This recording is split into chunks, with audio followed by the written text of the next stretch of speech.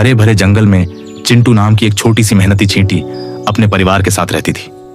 चिंटू बचपन से ही समझदार थी और हर काम में आगे रहती थी।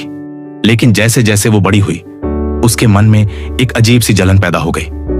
जब वह मोर को नाचते देखती तो कहती, देखो उसकी सुंदरता, सब उसकी तरफ देखते हैं, मेरी तरफ कोई क्यों नहीं देखता। तितली को उड़ते हुए देखती तो सोचती, काश मैं भी पंखों से उड़ सकती, मुझे तो जमीन पर ही रेंगते रहना पड़ता है। यहां तक कि वो गिलहरी से भी जलने लगी थी, जो पलक झपकते ही एक पेड़ से दूसरे पर छलांग लगा लेती। धीरे धीरे चिंटू का ध्यान अपने काम से हटने लगा। जहां पहले वो सबसे पहले खाना इकट्ठा करती थी, अब पीछे रह जाती थी। उसके साथी उससे पूछते, तू इतनी उदास क्यों रहती है?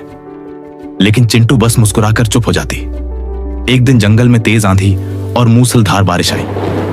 पेड़ टूट गए, नाले उफान पर आ गए और कई जानवरों के घर उजड़ गए। तितली के पंख भीगकर भारी हो गए थे, वो उड़ नहीं पा रही थी। गिलहरी का पेड़ गिर गया था और वो कांपती हुई जमीन पर बैठी थी। मोर की रंगीन पूंछ गीली हो चुकी थी और वो अपने पंख भी नहीं फैला पा रहा था। जंगल में हाहाकार मच गया, लेकिन चींटियों की कॉलोनी पूरी तरह सुरक्षित थी। उन्होंने गहरी जमीन में सुरंगें बनाकर अपना घर मजबूत बना रखा था। चिंटू ने जब यह हाल देखा तो उसके भीतर कुछ टूट गया। वो सोचने लगी, मैं जिनसे जलती रही, आज वो सब मुसीबत में है, क्या मैं कुछ कर सकती हूं? फिर उसने एक निर्णय लिया।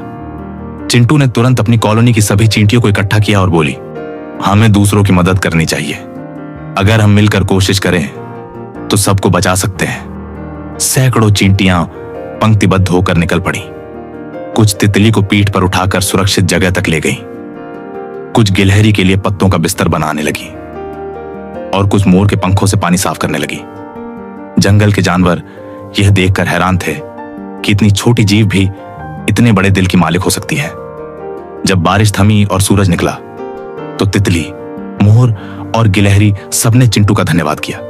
मोर ने कहा, तेरी जैसी सुंदरता मैंने आज तक नहीं देखी।